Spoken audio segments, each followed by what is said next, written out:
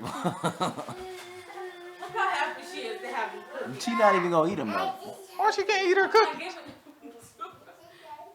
She not gonna eat it. It's a problem. Try to give her one that's not fat. A part of the problem That's not good. of Fat. why she doesn't eat food, that she only eats cookies. Yeah. Well, maybe she She like only cookies. she only eats certain ones. That's not normal. She pick them out. And if she bites one See? and she decides she doesn't want it, you have to find the one that she wants, and she won't take it until it's the one that she wants. That's foolishness there. I wouldn't find that. She'd be doing just like what she doing. You find whatever you want to find. Eat whatever you want to eat out of it. Yeah, I don't take my time to pick through it. Yeah, Forget I wouldn't that. be picking through. I thought y'all was gonna be like, what is that? I don't know. It's something I'm trying to think of where they pick out all the things and they always like, I don't know. But I thought y'all was gonna pick out all the ones that she don't like and just have a bag full of the only ones that she eat. Nah, I ain't going through all that trouble.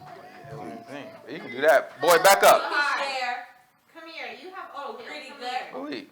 Anyway, Sabbath peace. Sabbath peace. It's another opportunity for us to come together and hear and learn of the word of truth that's given to us by the Most High God. We know all honor goes to the Father through the Son, whose name is Yahushua. In him lies the only hope of salvation. We know that it is obtained by grace through faith, not of works, lest anyone should boast, and given freely as a gift to all who obey him. We understand that if we do not obey him, it is made manifest or made obvious that we do not believe. In this state, we should expect no good thing from the Most High. However, anything that we do get, whether it be a gift of tongues, gift of prophecy, or any supernatural experience that we may have, it can and it will be used against us in the day of judgment. With that said, peace to the saints that are in the room, to the saints that are watching in, to the saints that couldn't make it. But no peace to the wicked. The only thing we say to them is repent that they might live. All right? Let's open up to Isaiah chapter 28, verse 9. Isaiah chapter 28, verse 9. See how my wife had pawned my kids off on other people. She what?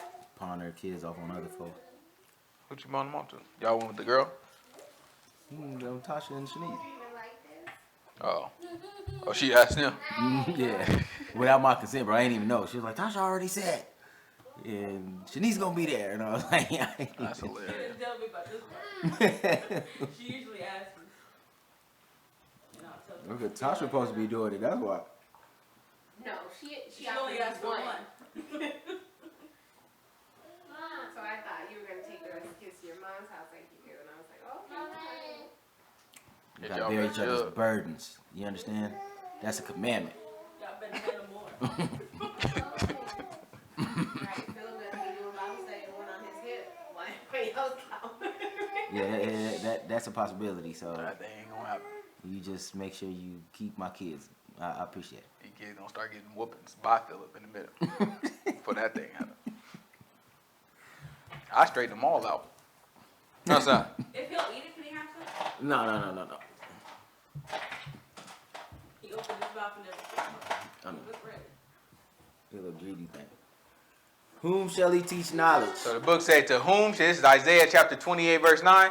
He said, to whom shall he teach knowledge? And whom shall he make to understand doctrine? And who shall he make to understand doctrine? Them that are weaned from the milk and drawn from the breast? Uh-huh. For precept must be upon precept, precept upon precept, line upon line upon line, here a little and there a little. For with stammering lips and another tongue will he speak to this people. So he said he's going to speak to the people with stammering lips and with another tongue, right? So that means he's speaking to people in a way that they don't understand. All right, he's speaking to people where in a way that they have difficulty trying to get the message or trying to get the teaching and the understanding. That's why he said precept has to be upon precept. Precept upon precept, line upon line, here a little, there a little, because he's saying it has to be scattered, right? It has to be something that's mixed up. It has to be something that's difficult to find, difficult to put together. It's like a puzzle, right? And that's how he's explaining it to us. Let's keep going. For to whom he said, this is the rest wherewith ye may cause the weary to rest. Uh-huh. And this is the refreshing. But they would not what? Yet they would not hear. They would not hear. So the word of the Lord was unto them. Precept upon precept. So it stayed unto them precept upon precept, right? You have to have somebody that's able to take one precept, take the other precept, put it together. Take one line, take the other line, put it together.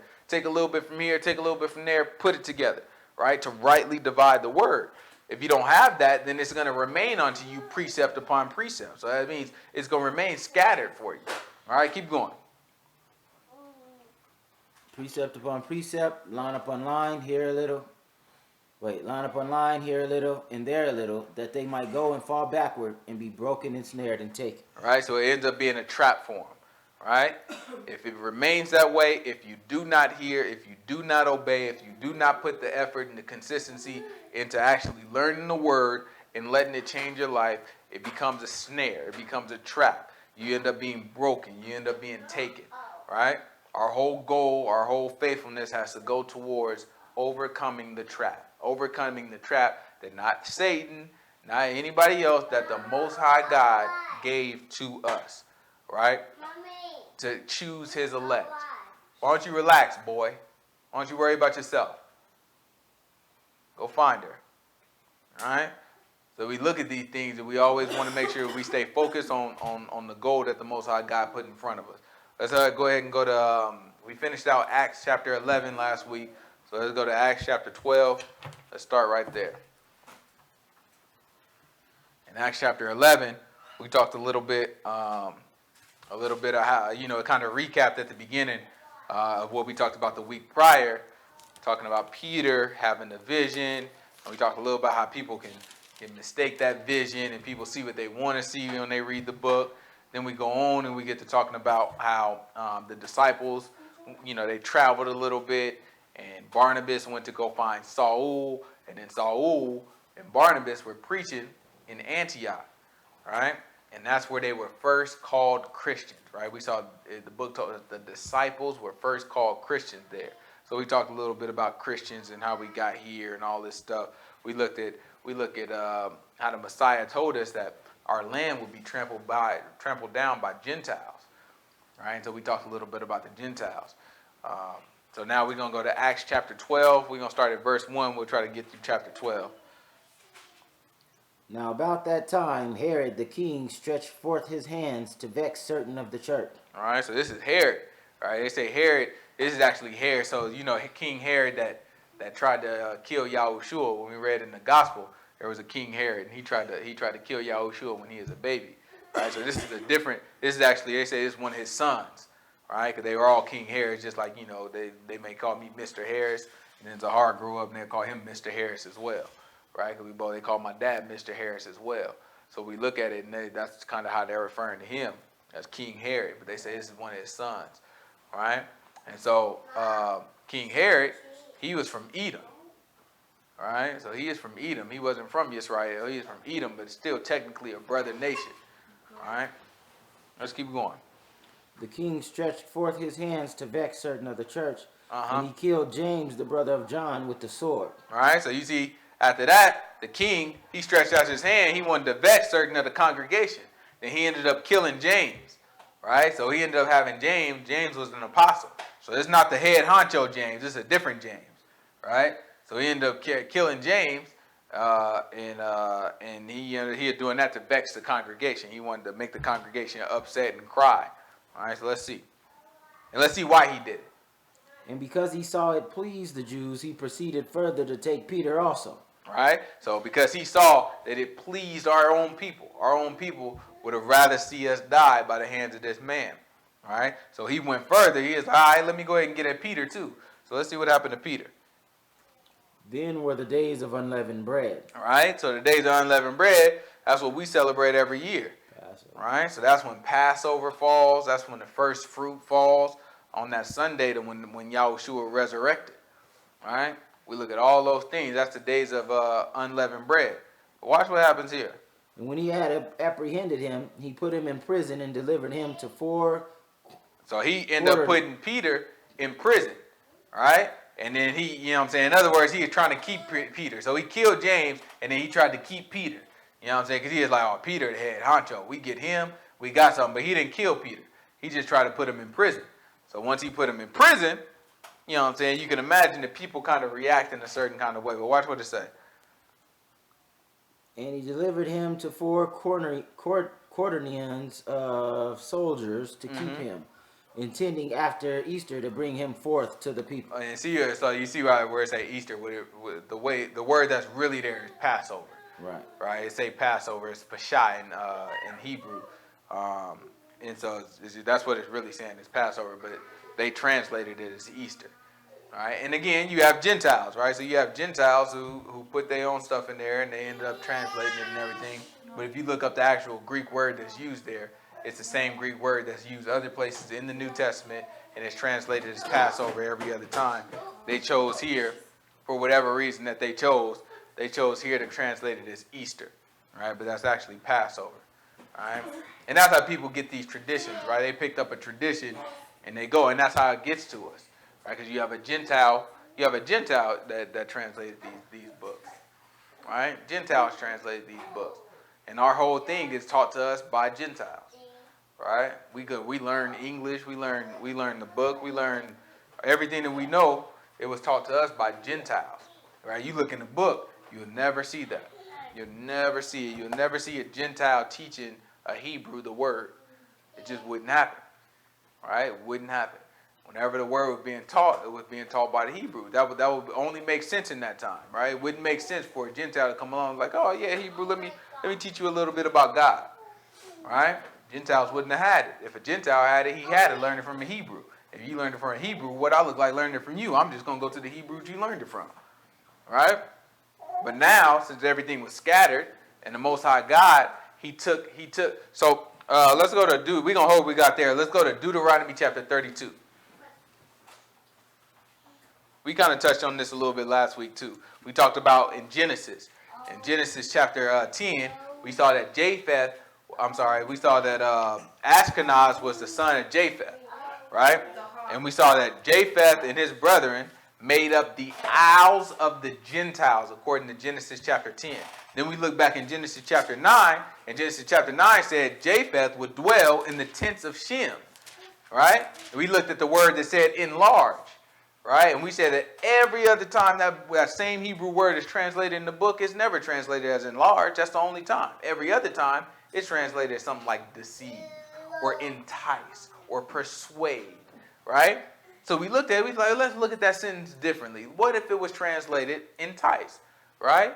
It said, God will entice Japheth, and Japheth will dwell in the tents of Shem. That changes the meaning of that sentence a little bit, right? Because now that meaning that now gives a idea that these people, these Gentiles, the people that make up the isles of the Gentiles, they would end up being tricked into believing that they belong in the houses of Shem, the descendants of Shem. And we understood that we were the descendants of Shem, right?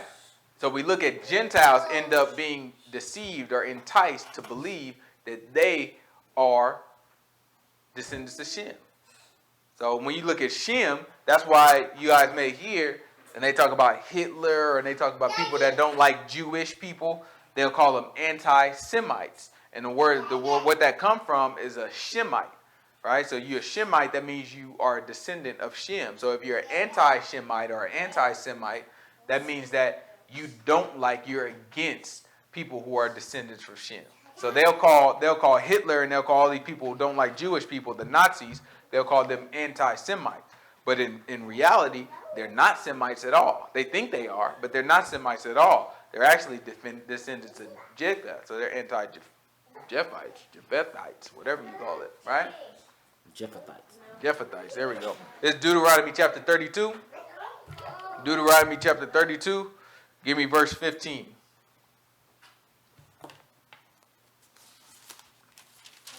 This is what Moses is writing. This is what Moses telling us that God said.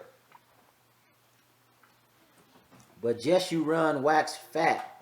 Jeshurun is a name. This is a name that was used for Yisrael, right? It means righteous one, or something to that effect. All right. But Jeshurun waxed fat and kicked. Thou art waxed fat. Or upright. Sorry, I think it means upright, not righteous one. I think it means upright. Thou art waxed fat, thou art grown thick, thou art covered with fatness. Then he forsook God which made him, and lightly esteemed the rock of his salvation. Uh-huh. They provoked him to jealousy with strange gods. With abominations provoked they him to anger. Right? So he's talking about us, right? This before we actually did any of the stuff. Right? But he's just kind of prophesying, just letting us know this is what's gonna happen. Y'all ain't gotta worry about it. I just told y'all, I just spent the whole book telling y'all what not to do. But let me tell y'all what's gonna happen. He's telling us in past tense like it already happened. Oh, they provoked me. Right? They provoked me. That's what happened. They provoked me to anger. They provoked me to jealousy. They had strange gods. Watch what he say. They provoked him to jealousy with strange gods, and abominations provoked they him to anger. They sacrificed unto devils, not to God, to gods whom they knew not, to new gods that came newly up from your fathers feared not. He said, these guys are brand new. He said, your fathers never feared these people. Nobody passed this stuff down in the tradition to you. That's the same thing people doing today. They get to worship in the universe. They get to worship in Mother Nature. They get to worship in Egypt. You never had nobody pass that stuff down to you. Where'd you get it from? Your father never passed that. Y'all just they get to worship this new age Scientology. Nobody passed this stuff. This stuff came up brand new. You got something that just popped up last year and it's going to tell you about the creation of the world? That's crazy, right? So he's looking at you like, man, y'all worshiping this stuff that just popped up. We still do. All right, let's see what else happened. Of the rock that begot thee, thou art unmindful, and hast forgotten God that formed thee. And when the Lord saw it, he abhorred them because of the provoking of his sons and of his daughters. What does abhorred mean? Hate. Hated. He said he hated them. Don't let these people tell. Did he say he hated their sin? He hated them. I mean, because if y'all know, this is the legalistic version. We got to read from the New Standard Christian version. The new Christianized Standard version of the Holy Bible in Jesus Christ. That Bible would tell us very clearly that God hates the sin, not the sinner. He loved the sinner. Because while we were yet sinners, he died for us. But God hates the sin. Let's read that one more time. Of the rock that begot thee, thou art unmindful, and hast forgotten God that formed thee. And when the Lord saw it, he abhorred them because of the provoking of his sons and of his daughters. Because of your sin, I hate you. That's what he told us. Right? So you have to look at that. You have to take that and you have to accept that into your formula of what God is or who God is. Right? He's a God that the same people that he chose out, he chose to actually hate them. All right, let's see. And he said, I will hide my face from them. I will see what their end shall be. For they are a very forward generation, children in whom is no faith. They have moved me to jealousy with that which is not God. He said, they moved me to jealousy with that which is not God. They have provoked me to anger with their vanities. And I will move them to jealousy with those which are not a people. He said, then I will move them to jealousy with those that are not a people. Right? And that's how we get to where we are now. Right? So we used to be the ones that teach the word. We used to be God's people. Right? We used to be the ones that go out and if the Gentiles wanted to know God, who'd they come to? Hebrew. They came to us. Right? But then he said, I'm going to move y'all to jealousy with a people who's not a people. These people ain't even got you had to find out, just try to trace these Jews back. Just be like, what was y'all before y'all became Jews? They ain't going to be able to tell you. Right? They ain't going to be, and if they wanted to tell you, they ain't going to admit it. Right? Because they don't look, well, no, we're just Jewish. No, I mean before that, though. How did y'all actually, like, when in your ancestry, do y'all link back to the actual Israelites that was in there, or like somewhere along the line, was it a convert? I mean, well, it was probably a convert. You could never know because people just mix. There's so many people. Yeah, okay. Because y'all are not a people. That's the prophecy. You're not really even a people. Right? But he provoked us to jealousy with it. So now you have Jewish people, right, who have the claim of fame. They teach us Hebrew. Any of these Hebrew, y'all gonna be Hebrews that, nah, man, you gotta read. Y'all still reading out of the English Bible. You know what I'm saying? You gotta read it out of the Hebrew. If you don't know it from the Hebrew, you can never understand it. Oh, they be telling that stuff. So I just want to know who you learn Hebrew from. I mean, did Abraham come back? He's just like, let me teach you some Hebrew real quick. No, you learned it from a Gentile. Go away. Right? So you're going to learn your Hebrew from a Gentile. Then you're going to come back to other Hebrews who's reading English of the Gentiles and tell them, You can't understand the Hebrew Bible, because you read it in a Gentile language when you learned your Hebrew language from a Gentile. What sense does that make? I'll take the English. You know what I'm saying? I'll go ahead and go with the English. You know what I'm saying? We'll let the Most High God straighten that thing out. Well, I'll go with the English. Then you get to telling them, they go to the Hebrew book. You know what I'm saying? They try to break down. See, the King James translated like this, but this is what it really means. And it's like a synonym. It's like, okay, the sentence still mean the same thing, but they try to take it and, twist it just to make something support the law. That's usually how they go. You know what I'm saying? Because they don't understand the law. The whole book going to support the law either way you twist it. Right? It's going to support the law. You know what I'm saying? You usually got to support it lawfully. You don't know the way you trying to twist that thing against the law. You know what I'm saying? But that's what they do. So now we get caught in this circle where we're being taught who God is and what God is through Gentiles. Right? And that's what makes us off. That's what causes all this thing to be torn up. Because even the Christians, right? The Christians, they're going to the Jewish people for understanding. Right? You have Christians and all these top Christian theologians. Yeah. You know what I'm saying? All these top Christians and all these top pastors and all this stuff. They take flights right over to Jerusalem, and they meet with these Jewish people. And they try to get a better understanding, and they learn from the Jewish people. Then they come back to us, and they teach black pastors, because there ain't too many black pastors taking that trip, right? But they're going to teach these black pastors, right? Or these black pastors are going to end up reading their books on the subject of God or Christianity or whatever. And so then they pull from certain things from the Jewish people, and that influences Christianity.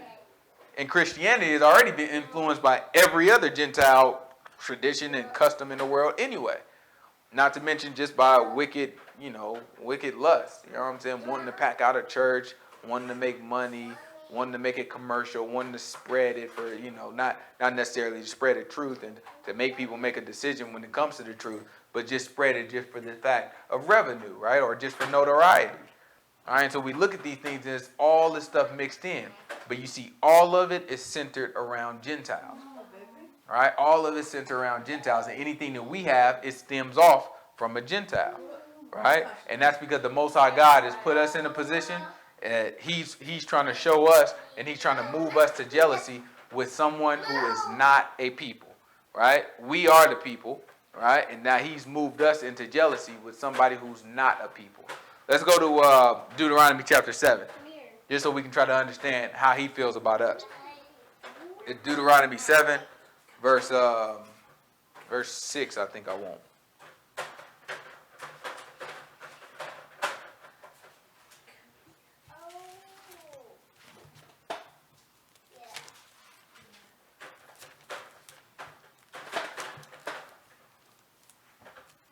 It's Deuteronomy chapter 7, verse 6.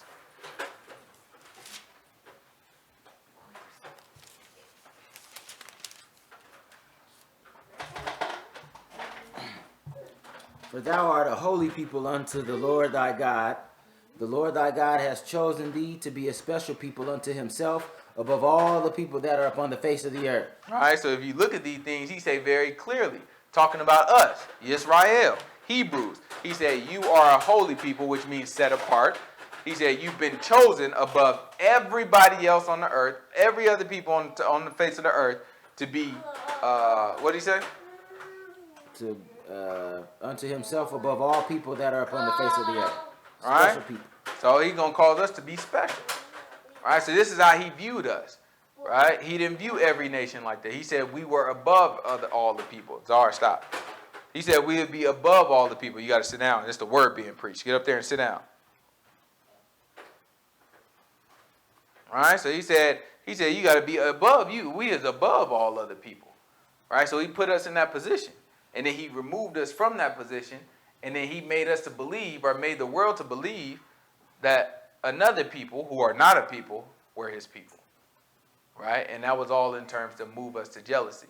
Let's go to, probably want to go to Exodus. Go to Exodus chapter 20. We kind of look at how everything played out. How we even got into this mess. Matter of fact, before we do that, go to Daniel chapter 8. And then we're going to go to Exodus chapter 20. Might even go to Exodus chapter 19.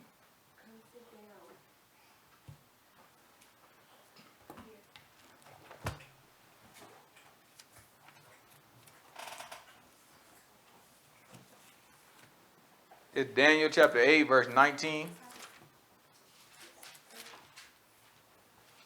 Boy, knocked out. Does he sleep now? Yeah, he knocked out. Go somewhere, little girl.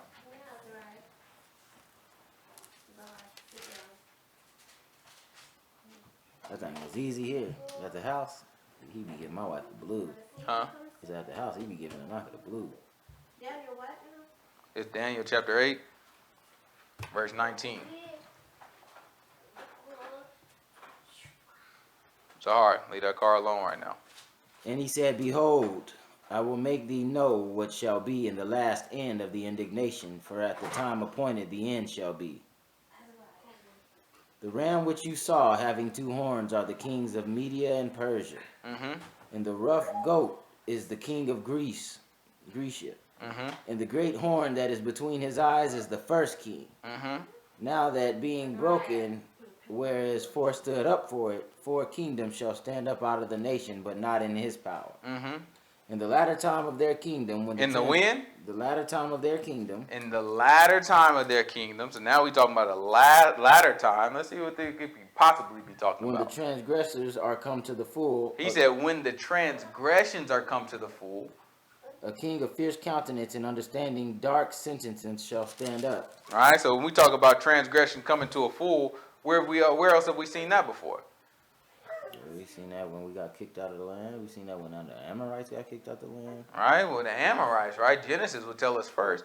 We told the book told us that Yah told Abraham. He told to him, he said, don't even worry about it, right? It's gonna be after 400 years when the Amorites' iniquity, because it's not ready yet, right? Their iniquity wasn't ready yet. It hasn't been full yet. Then also he told us, he said, once our iniquity before we gonna get kicked out of our land, and that's exactly what happened. So he said, he telling them the same thing. He said, man, when the iniquity is full in the latter end of their kingdom, what's going to happen? And his power shall be mighty, but not by his own power. And he shall destroy wonderfully, and shall prosper in practice, and shall destroy the mighty and the holy people.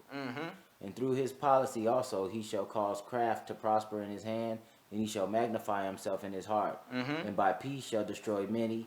He shall also stand up against the prince of princes, but he shall be broken without hand. And the vision of the evening and the morning which was told is true. Wherefore shut thou up the vision, for it shall be for many days. And I, Daniel, fainted and was sick certain days. Afterward I rose up and did the king's business, and was astonished at the vision, but none understood it. Right? So if we look, that prophecy that it's talking about, that's going to happen in the latter days when the iniquity is full, is coming to remove the Gentiles off of the land. Right? And to be honest, a lot of these Gentiles, not a lot, but some of the higher of these Gentiles know this, right? They understand and they know it. Right? If you look at, here, get up. Go over there. If you look at what the word is saying, it says, go to verse, what verse does it say talking about the dark sentence? You good. It's already broke. Sit down. What verses does it talk about the dark sentences? 23. Read that verse for me. This is verse 23. And in the latter time of their kingdom, when the transgressors are come to the full, a king of fierce countenance and understanding dark sentences shall stand up. All right, so he said a king of fierce countenance and understanding dark sentences. So this is a king that understands the word. Right? Zahar. If you want to play, you can go play. You can play out there. In here, you can't play. You got to sit down. Is that understood? We good? Yes or no? So he said it's a king that understands dark sentences. Right? When the dark sentences come down, who is it talking about when it's talking about dark sentences? Prophet. Talking about prophecy. Go to Psalms 78. Go to Psalm 78. 1. That's right.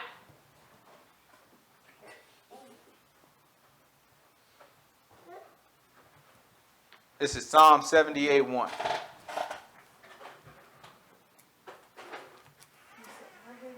No.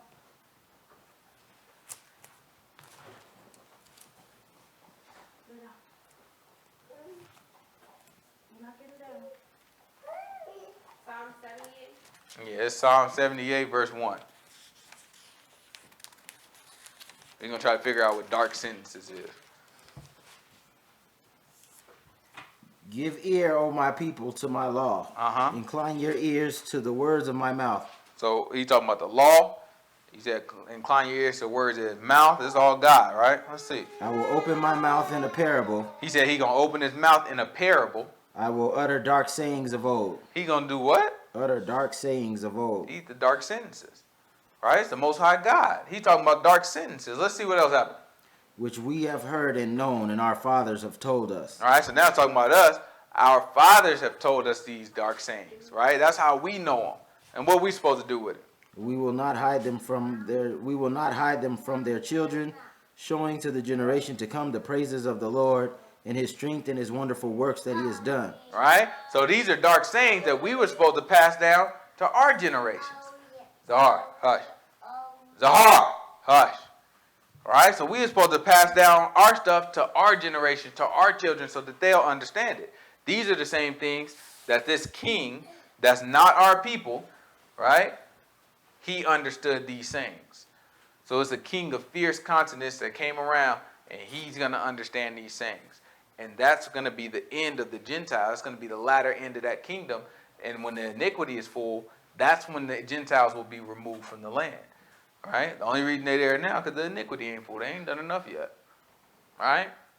The times of the Gentiles. That's what the Yahushua was talking about. They're going to try down the land until the times of the Gentiles is complete. Their iniquity, the time for their iniquity is not complete yet. Now let's go to Exodus. We're going to start at Exodus 19. We're going to try to figure out, we're going to take it all the way back. We're going to try to figure out how we got into this whole mess in the first place. It's Exodus chapter 19. All right, we just go there just so we can understand that not all of these Gentiles know. All right, a lot of the Hebrews are trying to make it seem like all the Gentiles know. Every Gentile in the world know that we Hebrews, and they just trying to pretend like they're not. No, a lot of these people just as confused as we was. Right? But there are some of them that do know. Right? There are some of them that know and they understand the dark sayings. All right? And they expecting it. They taking advantage of it. They knew what we did. They knew what our punishment would be, and they put themselves in position to take advantage of it. All right? Some of them know. Exodus chapter 19 is verse 1. Watch how he talk about it. This is the Most High God talking through Moses. In the 3rd month, when the children of Israel were gone forth out of the land of Egypt, the same day came they into the wilderness of Sinai. For they were departed from Rephidim, and were come to the desert of Sinai, and had pitched in the wilderness, and there Israel camped before the mount. And Moses went up unto God, and the Lord called unto him out of the mountain, saying, Thus shalt thou say to the house of Jacob, and tell the children of Israel, Ye have seen what I did unto the Egyptians, and how I bare you on eagle's wings, and brought you unto myself. Now therefore, if ye will obey my voice indeed, and keep my covenant, then ye shall be a peculiar treasure unto me above all people, for all the earth is mine. And ye shall be unto me a kingdom of priests. He said, You shall be unto me a kingdom of priests. And a holy nation. And a holy nation. These are the words which thou shalt speak unto the children of Israel. And Moses came and called for the elders of the people, and laid before their faces all these words which the Lord commanded him. All right, so he came and he spoke to all our elders. And then when he spoke to our elders, he said all those words. And look what the elders said. And all the people answered together and said, All that the Lord has spoken we will do. All right. So then they agreed. They're like, all right, for sure. Anything he tells us to do, we heard the promise, right? Oh, we're going to be a kingdom of priests. Okay. You know what I'm saying? Okay, we'll take it. Whatever you tell us to do, we'll do it. All right, let's jump over into chapter 20. This is Exodus chapter 20. We'll have to start at verse 1 because it's going to start us off with the 10 Commandments. All right, so we're going to go ahead and skip down to verse, give me verse maybe 17, 18. Well, 18 is making the altar. What's 17? You shall not covet thy neighbor's house. All right, 18 is good. This is verse 18. This is Exodus chapter 20, verse 18.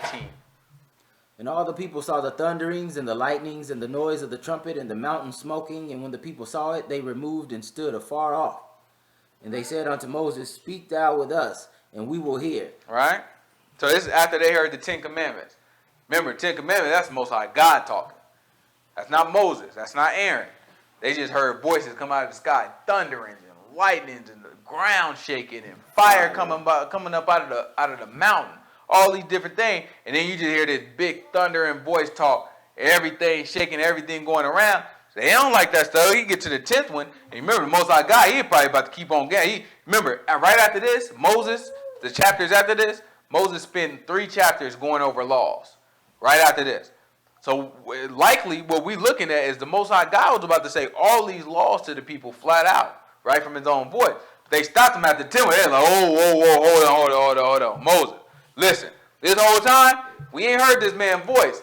We just heard you. Everything so far that you've been telling us, it's been coming from Moses, and you just been telling us God told you that. They're like, let's go back to that format, right? We don't want to hear, and read it again for him. It's 18. What did they say? And all the people saw the thunderings and the lightnings and the noise of the trumpet and the mountain smoking. And when the people saw it, they removed and stood afar off. And they said unto Moses, Speak thou with us, and we will hear. But let not God speak with us, lest we die. He said, man, if that man keeps speaking to us, we going to mess around and die. Right? Let's see. And Moses said unto the people, Fear not, for God has come to prove you, and that his fear may be before your faces, that ye sin not. And the people stood afar off, and Moses drew near unto the thick darkness where God was. And the Lord said unto Moses, Thus thou shalt say unto the children of Israel, Ye have seen that I have talked with you from heaven. Ye shall not make with me gods of silver, neither shall ye make unto you gods of gold. All right, he said, don't try to make anything. You didn't see nothing, right? You didn't see anything. When I talked to you, you just saw the sky. He said, you seen that I talked to you from heaven. Don't you go trying to make nothing gold or nothing, because you didn't see nothing, right? Go to chapter same book, chapter 24. All right. So in between this time, the Most High God started talking to Moses, right? When you just heard Moses say, "You tell the people," that's because Moses he went back into the darkness with the Most High God, not the darkness, but he went back into the area where the Most High God was, and he started speaking to him.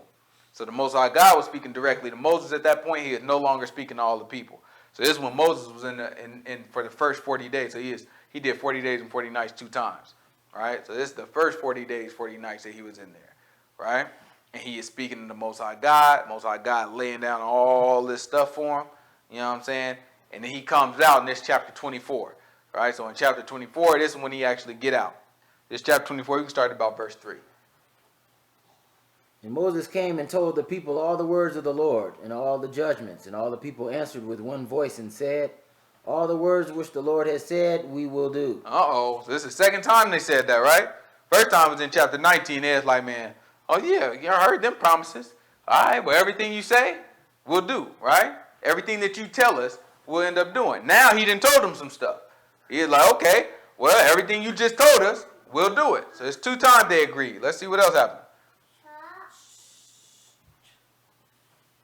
Are you gonna end up getting a whooping, boy? And Moses wrote all the words of the Lord, and rose up early in the morning, and builded an altar under the hill, and 12 pillars according to the 12 tribes of Israel. And he sent young men of the children of Israel, which offered burnt offerings and sacrificed peace offerings of oxen unto the Lord. And Moses took half the blood and put it in basins, and half the blood he sprinkled on the altar. And he took the book of the covenant and read it in the audience of the people, and they said, All that the Lord has said, we will do, and be obedient. All right, so there's the 3rd time. They said, man, everything he said, we going to do it, and we going to be obedient. So what Moses did is he took the blood, and he sprinkled it on the people, right? And that's what we look at. That's the covenant that we get put in, right? That was the covenant. That was the binding agreement that we agreed to, and we agreed to it 3 times. Once before we got the information, and then twice after we got the information. Right? And so now that's why the Most High God looks at us as a people that he's granted something to that makes us separate from the other people. No other people were a part of this agreement. It was just anybody who decided to be within the nation of Yisrael. Not necessarily based off of race, right? Or ethnicity, right? Because you could have been a Gentile and you could become a part of Yisrael. But if you're a part of Yisrael, you automatically now are under these laws. Right? And all of us were under those same laws. Let's go, what else we got there? And Moses took the blood and sprinkled it on the people. This one, Go ahead. all the elders come and eat on the mount. Oh, we ain't got to get that part, but let me get Moses sprinkling the blood. Then we'll go to Hebrews. So we can And talk more Moses about that. took the blood and sprinkled it on the people and said, Behold, the blood of the covenant which the Lord has made with you concerning all these words. Then went up Moses, Aaron, Nadab, and Abihu, and 70 other elders of Israel, and they saw the God of Israel, and there was under his feet, as it were, a paved work of sapphire stone, as it were in the body of heaven in his clearness. All right, go to Hebrews now. Hebrews chapter 12. All right, let's talk about this blood sprinkling. It's Hebrews chapter 12, verse 18.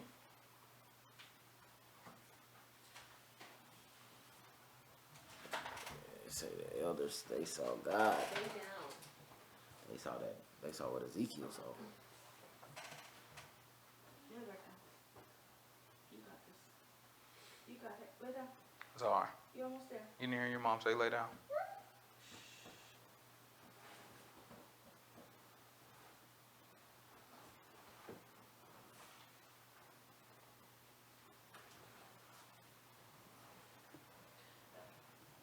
You say go where? Hebrews what? It's Hebrews chapter 12, verse 18.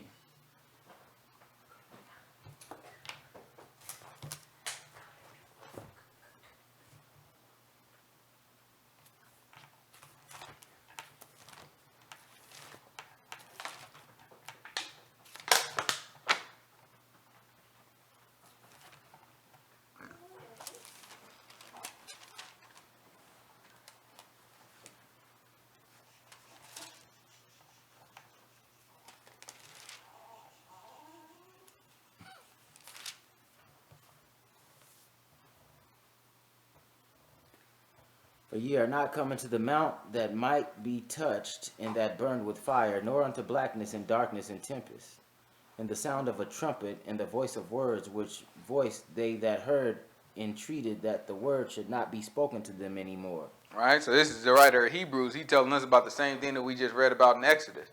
All right, keep going. For they could not endure that which was commanded, and if so much as a beast touch the mountain, it shall be stoned or thrust through with a dart. Mm-hmm. And so terrible was the sight that Moses said, I exceedingly fear and quake.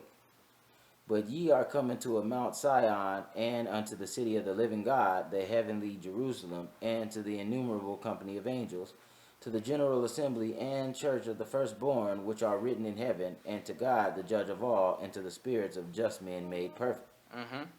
And to Yahushua, the mediator of the new covenant, and to the blood of the sprinkling that sprinkles better things than that of Abel. All right, so we look at it, he said, then the blood of sprinkling, right? So that's how our covenants work, right? When he's discussing that there, he's talking about the new covenant. He said, when you are come, he's saying it in the past tense, but what he's really saying is there's going to be a day when we come into these things, right? Even if you look at it that way, you'll see the blood of the sprinkling that he's talking about we going to end up coming into, that's going to be the covenant, right? Because when Moses sprinkled the blood, that's when the covenant started. Right, and so the new covenant that Yahushua taught us about, that is going to actually start when we are resurrected. Right, a lot of people think it already started. Well, it hasn't started. A lot of people like the law's done away with. Well, it's not done away with. Right, we're under the covenant as we speak. Right, we're under the law as we speak. Right, but now we'll see how that law works. Let's take a little detour. Let's go to Luke real quick. Shh. What's wrong with him? No binky in here, bro. Pacifier. Doesn't matter what it is, it's not here. The green one's in the 5 seat? That's hers? Mm-mm. She got one when she go to sleep. It's Luke chapter 22, verse 14. 22? Mm-hmm.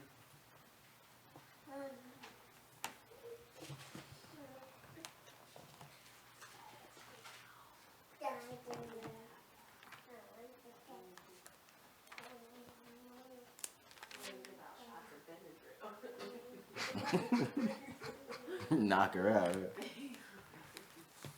know. Might have to get some of that NyQuil. It's Luke chapter 22, verse 14. And when the hour was come, he sat down, and the 12 apostles with him. And he said unto them, desire I have desired to eat this Passover with you before I suffer. Uh-huh. For they say unto you, I will not any more eat thereof. For I say unto you, I will not any more eat thereof until it be fulfilled in the kingdom of God. Mm-hmm. And he took the cup and gave thanks and said, Take this and divide it among yourselves. Mm-hmm. For I say unto you, I will not drink of the fruit of the vine until the kingdom of God shall come. He said, I'm not going to drink of the fruit of the vine until the kingdom of God shall come. Right? And he tells us that the fruit of the vine represents his what? Blood. The blood. The blood of what? The blood of the covenant. Let's see. And he took bread and gave thanks and brake it and gave unto them, saying, This is my body, which is given for you. This do in remembrance of me. Uh-huh.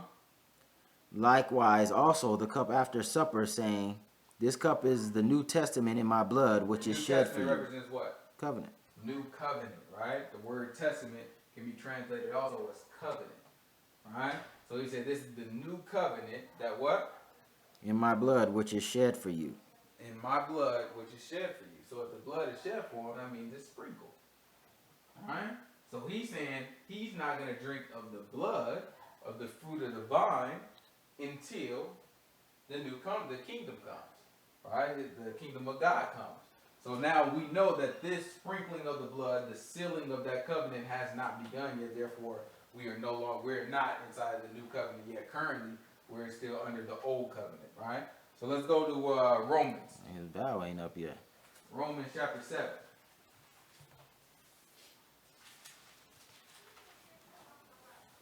Let's see if we can make sense of it here. All right, you can only be under one covenant at a time. It's Romans chapter 7, verse 1. There's like a million reasons why he couldn't do it. You know what I'm saying? All the things make sense too. Yeah, brother. The priest gotta have a virgin wife. You gotta be dead.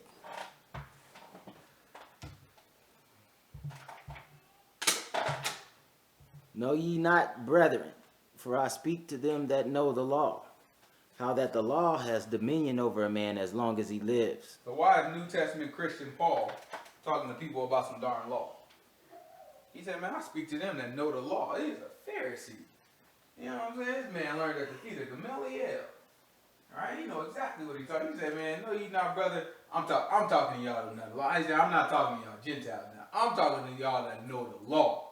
He said, know ye not, brethren. I speak to y'all who know the law. That what? The law has dominion over a man as long as he lives. For the woman which has a husband is bound by the law of her husband so long as he lives. But if the husband be dead, she is loosed from the law of her husband. Right? So he said, as long as the husband is alive, then that thing good. Right? But if she be dead, what? Or if the husband be dead, what happened? She is loosed from the law of her husband. Right? She is loose from the law of her husband. So that covenant now is now broken. Like, right? Is that Numbers 30 when they talk about that? Huh? Is that Numbers 30? You talking about the vow? It's not the same thing, but yeah. The vow, yeah, they talk about the death of a vow of man. They don't really talk about death, they just say the man can take on the vow and take on the punishment of the vow. Right. But here it's saying that the covenant, the way the law works, the covenant is strong as long as they are both alive. But if the man die, then the woman is loose from the covenant, right? She can move into, and she can actually be married to another man, right?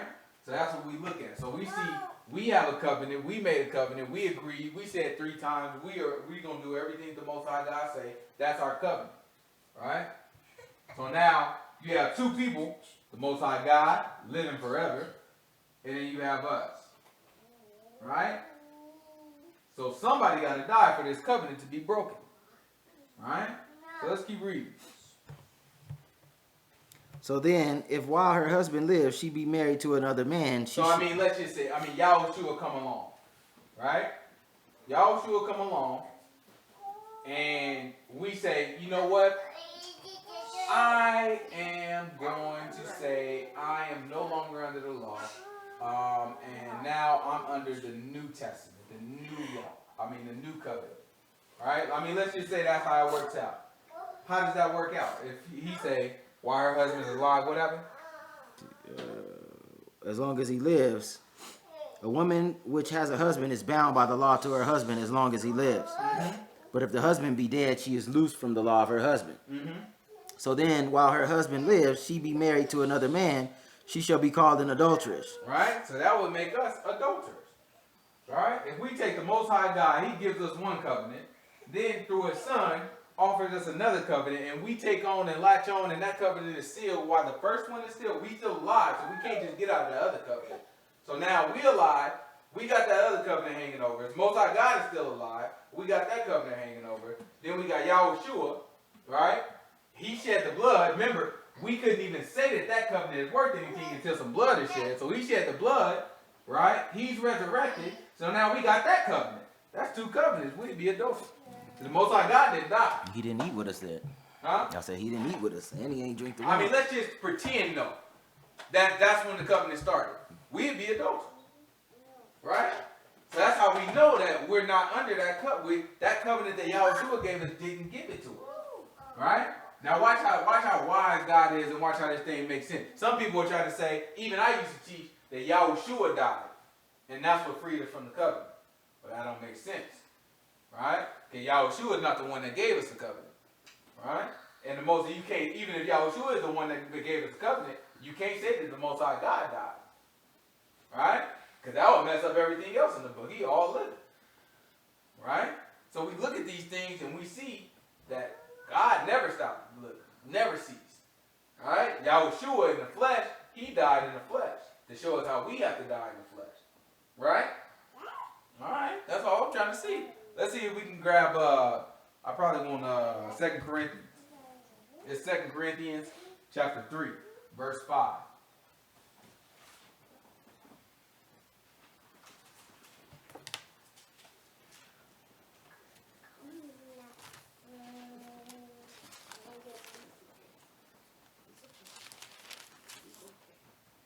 It's 2 Corinthians chapter 3, verse 5. Watch this. Now that we are sufficient of ourselves to think not that we are sufficient of ourselves to think anything as ourselves, but our sufficiency is of God, who also has made us able ministers of the New Testament. Of the new covenant, he's saying. Not He said he made us able ministers, servants of the new covenant. Watch this. not of the letter, but of the Spirit. He said not of the letter, but of the spirit. So when he's talking about letter, he's talking about the law. Right? He said not of the law. We're not ministers of the law. We're ministers of the spirit. Right? So he's talking about the law of Moses. Let's be very clear what he's talking about. He said we're not ministers of the law of Moses, but we're ministers of the spirit of God. Right? Let's see. For the letter kills, but the Spirit gives life. He said, but the letter does what? Kills. The letter, I can tell y'all right now, make no mistake. When he say letter, that's representing the law of Moses. So what does the law of Moses do? Kills. But I mean, this is what God gave us. He said it does what? Kills. Okay, let's see if we can make sense of it.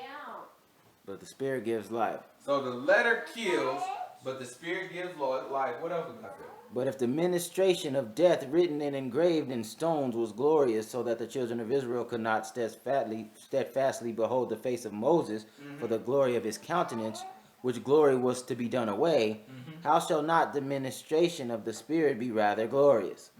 For if the ministration of condemnation be glory, much more does the ministration of righteousness exceed in glory. Alright, so he's letting us know, man, if the letter, if the law of Moses, right, the one that Moses brought us, if that thing brings death and condemnation, then isn't it much better that the administration, the service of the Spirit, right, brings glory? Sit down.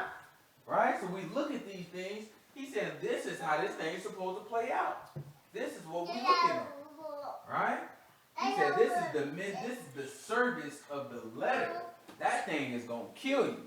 This is the service of the Spirit. That's going to make you alive. Let's see if we can put it all together. We're going to go to, give me Galatians chapter 3, verse 6. It's Galatians chapter 3, verse 6.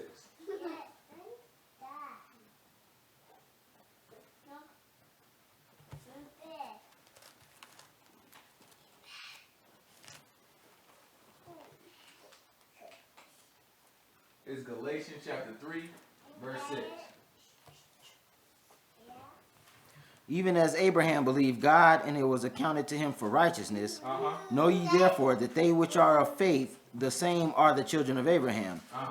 And the scripture foreseeing that God would justify the heathen through faith, preached before the gospel unto Abraham, saying, in thee shall all nations be blessed. So then they which be of faith are blessed with faithful Abraham. For as many as are the works of the law are under the curse. He said, as many that are of the works of the law are under what? The curse. So that means if we under the law, right? That means we're under the curse of the law. Because what did the law say? Curse is a man that don't do all the things according to this book Go ahead and read that's written in this law. Azariah. For it is written, curses everyone that continues not in all things which are written in this book of the law to do them. Right? He said, curse is everybody who don't continue in all the things in this book and to continue to do them. Right? That's what the law told. The law said, if you don't keep doing it, now you start doing it, you entered into this agreement, you said that, hey, we agree, we'll do all these things, we'll be obedient. He said, uh-oh, you messed that up now. Now, if you don't continue to do it, you mess up at any point, you curse. Right? I mean, I sin. Sin one time, I mean, just a little sin, too. Book say, you curse. Period. Right? Yeah. That's a curse. Right? That ends up being a curse for the people. Right? So he said, that's it. So now Paul's laying it out for you. He said, man, anybody who's under the works of the law, that's it. You know what I'm saying? You curse because you know that all of us fell short. So that means we all done. Right? But let's see what else happens. Because, I mean, if you look at what Paul said in the other place, he said, the letter brings what? Death. Death. Let's see if this thing makes sense now. But what else he said? But that no man is justified by the law in the sight of God, it is evident, for the just shall live by faith. Right? So he said it's made obvious, right? It's evident that nobody is going to be justified by the works of the law. Right? Otherwise, why would the Most High God say the just shall live by faith? Why would the just live by faith? How does that make sense? If I have faith in the law, right? If when God was saying that, it was talking about the law. That means that I have to believe. Faith is belief, right? So that means I have to believe and agree with the fact that if I don't continue in all these things, I'm cursed. So if I'm cursed, how do I live? So if the just live by faith and my faith is in the law, that means I have to live by all these things and continue in it. He said that doesn't make sense. So he said it's evident that the just shall live by faith, that he's talking about something else. Right? He said otherwise there wouldn't be no reason to say it. Because when he referred to the law, that's what he said. Keep going. And the law is not of faith, but the man that does them shall live in them. Now that's law. The law says if you do it, you will live. Period. He ain't talking about no darn faith. If you do it, you will live. Right? But then later on, the Most High God come back and be like, man, the just gonna live by faith. Because the Most High God already knew they ain't gonna do it. You know what I'm saying? They ain't gonna do it. Because you have to continue and do it all. If you don't continue in all of it, you curse. If you believe that, then you know you curse and you know you're not gonna live. Because all of us fell short. Right? It ain't gonna be no man that walked this earth except for Yahushua that didn't sin at all. You gonna sin at some point. You might be able to atone for it. You might be able to clean that thing up. But he just told you if you don't continue in all that thing, you've done. Right? So that means you curse no matter what. If you have faith in the law, then you believe you curse, not that you live. Right? Because that means you didn't do it. If you do it, you live. You have faith in that, then that means you got to do it. If you don't do it, that means you didn't have faith in what it says. So if he come back and say the just shall live by faith, it's evident that he's not talking about the law. So now, that means he's talking about something else. And that's what Paul's trying to get to us. So now, if all of us are in this predicament, where our fathers joined us into this law, right? And he already told us in Deuteronomy, he said, I'm not just making this agreement. He said, I'm not making this covenant with you, but also to those who are not present. Right? So that got it. He covered himself on all ends. We can't even say, well, I didn't make that agreement. He already took care of that. He said, our fathers did it for us. So now we agreed to be in this covenant by our fathers. Now we stuck in it. We don't continue in it because we sinners. Right? And so that put us in a position where this thing brings death to us. What's our only out? Let's go to John chapter 3. Not 16. It's John chapter 3, verse 3. He'll give it to us in one verse. Sit down.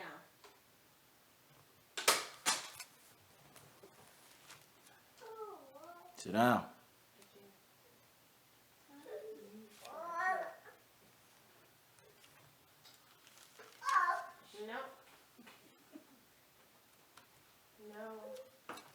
Sit down.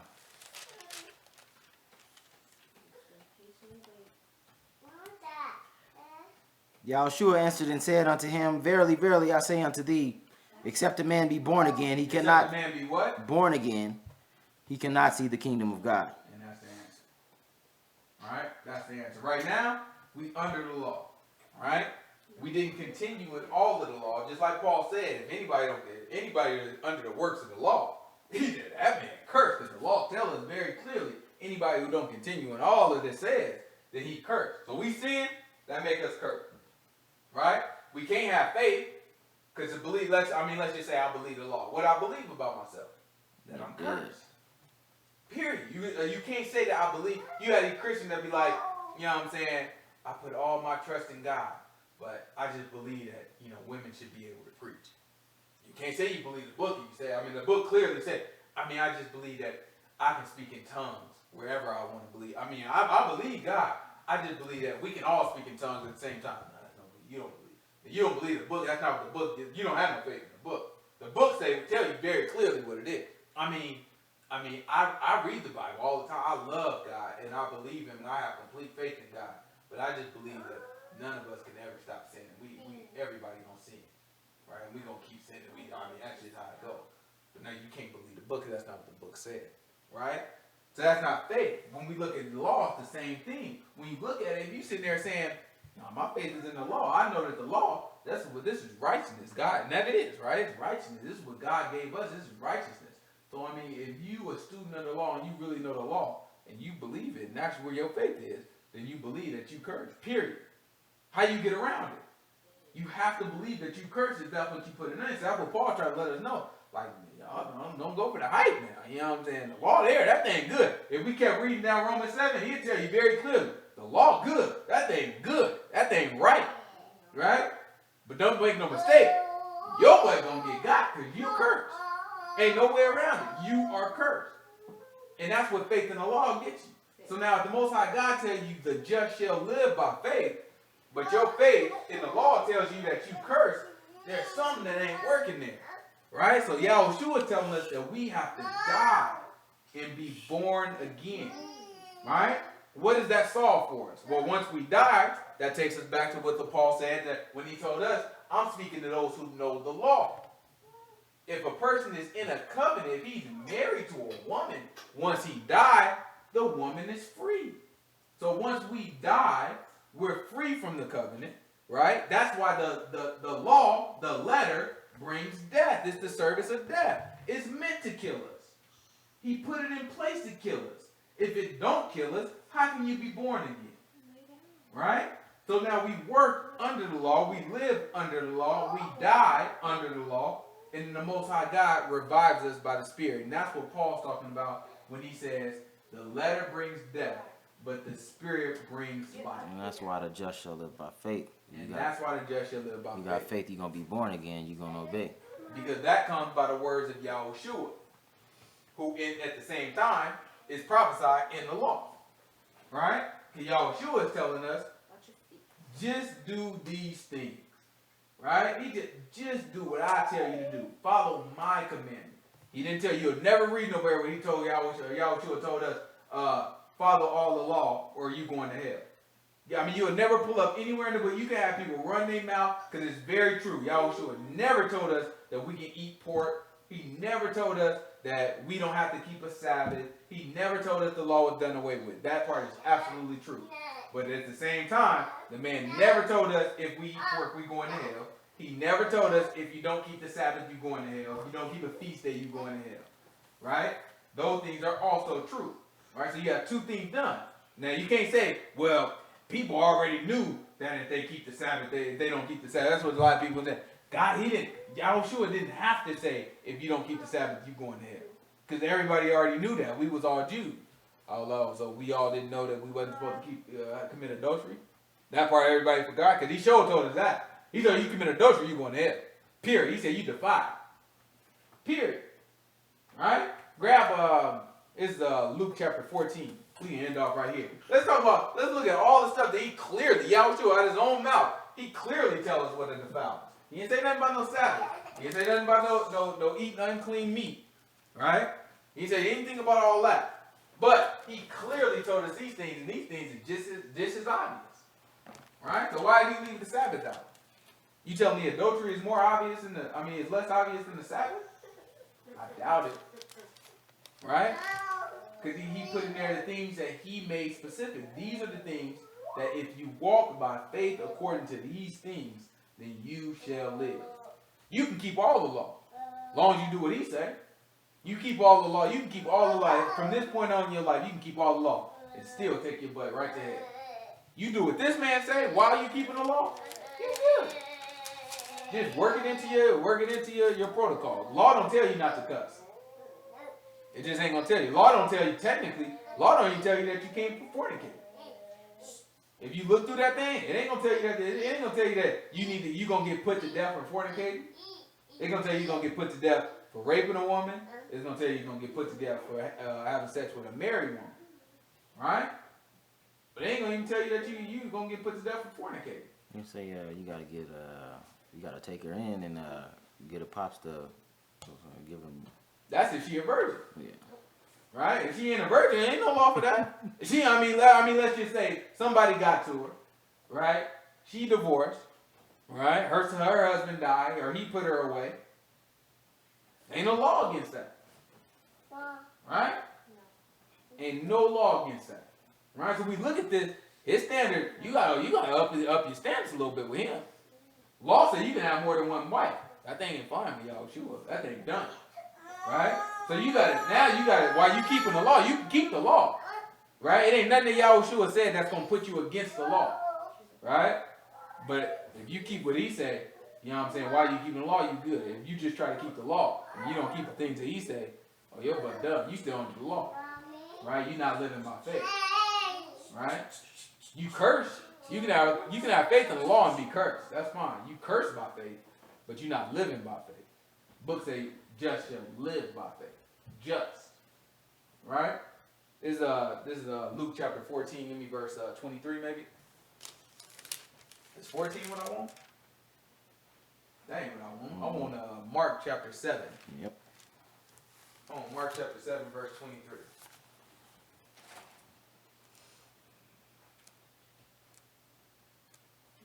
Welcome, Luke chapter 14. I was thinking about turn your butt around. You know what I'm saying? Yeah, I was thinking about when he was talking about you know what I'm saying, just consider, count the cost. You know what I'm saying? You don't wanna start building a tower. You know what I'm saying? You halfway there and be like, man, I ain't even got what it takes to finish this thing. He said consider, he said you gotta hate everybody in your family. You gotta hate them, you gotta honor me. Alright? I think those these darn Christians are, they don't know what to do with that word. And Matthew 7 be tripping them out too. Yep. You know what I'm saying? I'm gonna turn your butt around too. This Mark chapter 7, verse 23. All these evil things come from within, and they defile the man. Uh-huh. You want what, 18. 20? Now give me 20. All right. And he said, that which comes out of the man, that defiles the man. Alright, so he said that which comes out of the man, that's what defiles the man. Watch this. Let's see where he talks about how the Sabbath comes to defile us. For from within, out of the heart of man, proceed evil thoughts. You have evil thoughts. Adulteries. You have adultery. So adultery ain't obvious. I mean, Sabbath is too obvious. It ain't no reason you mention Sabbath because everybody know you're going to hell if you don't keep the Sabbath, right? But everybody don't know you're going to hell if you don't commit adultery. That's ain't in our law too. That's one of the 10 commandments. That's something that the Most High God spoke, just like He spoke with Sabbath. Shouldn't that be just as obvious? I don't know. Maybe not. Let's see. What else? Murders. Oh, so you telling me so hold on. Murders is not obvious. I mean, he had to tell people that you can't murder people. They didn't know that? Of course they knew, right? Keep going. Thefts, covetousness, wickedness, deceit, lasciviousness, an evil eye, blasphemy, pride, foolishness. All these evil things come from within and defile the man. Why didn't he talk about the Sabbath? Why didn't he talk about eating unclean foods? Why he didn't talk about any of this stuff? Because that's not gonna be against his. That's not what's required to enter you into the new covenant. Right? He's just saying, do these things. I'll get the rest of it done for you. Right? Now, does that mean, all right, guys, start eating pork, this, that, and other. That's not what he said, right? You can't put that in my mouth or his mouth. That's not what he said. He's just telling you, if you do these things that I'm telling you to do, then you can get into this new covenant, right? When they come, when the kingdom come, I'll let you sit down with us, right? When we seal this new covenant, right? You can be there. I can change your heart. I can put the law in your heart. Then you will keep the Sabbath, and you will keep all these things. All you got to do is keep this part first, right? He said, just get here, and we can get that done, right? That doesn't mean stop keeping the law. If you keeping it, then you doing something wrong. If you continue to keep the law, you're going to go to hell. That's not what the man said. You keep on keeping the law. We got people that kept keeping the law. We're going to read it in Acts. We don't have to jump to it right now. As we read through Acts, we're going to see that we got people that continue to keep the law and they trusted in Yahushua. Peter kept keeping the law. James, John, all of them kept keeping the law. All kept the law. Right? We ain't stopped keeping the law. Just because Yahushua come and told us, you know what I'm saying, that don't change what we did. All it means is, okay, well, you know what I'm saying, I'm going to make sure I have one wife. That's it. I'm going to make sure I ain't running my mouth cussing. I ain't blaspheming people. That's what it, you know what I'm saying, that's all it means. Some of the stuff the law didn't touch, I'm making sure I'm sewing it up. Right? I'm keeping the law more perfectly now. What you mean? It's Yahushua. We uphold the law. Right? By everything that we do. Right? When these Gentiles, they gave it to them, they didn't get no Gentiles, no Sabbath. You'll never read this whole book. Let's just say it was obvious to our people, the Hebrews. I mean, Sabbaths, feast days, everybody know you got to keep it. Let's just say it was obvious. You mean it was obvious to these Gentiles too? They never one time commanded them to keep the Sabbath. They told them, don't eat unclean foods. Right? I mean, they told them, don't eat food, not unclean food. They told them, don't eat food sacrificed to idols. Right? They told them, don't kill. Right? They told them, don't blaspheme. Don't right? mess with them idols. They said, don't worship the idols. So they told them, don't be having fornication and sexual immorality, all these different things. They let them know. Let it out for them. These Gentiles already knew not to keep they had to keep the Sabbath. They knew about the feast days already? No, they didn't know about that. Why they didn't mention it though? Why Paul didn't find that? Why he didn't have to mention it to them? Right? Because it wasn't given to them, and it's not required by Yahushua for the new covenant. Now, once that new covenant is sealed, you're going to keep that whole law. Right? You're going to keep the whole law. Just like Moses, just like the Most High God intended it from the beginning. You're going to keep that whole thing. Right? But the Most High God, the whole part of the covenant, we're going to read it. We ain't got to get it now. Whole part of the new covenant is the Most High God is going to put the law in our hearts. When we're reborn, he redesigns us to keep the law. It's going to be in our inward parts. But until we get there, for us to be a part of that covenant, whether you try to keep the law or not, you got to do what Yahushua said. That's why he tell you in Matthew chapter 7. Matthew chapter 5, verse 17. He tell you, I did not come, think not that I come to abolish the law or the prophets. Right? Then he goes on to tell us that the least in the kingdom, if a man teach somebody to break the law, even the least of this law, he said he will be called least in the kingdom.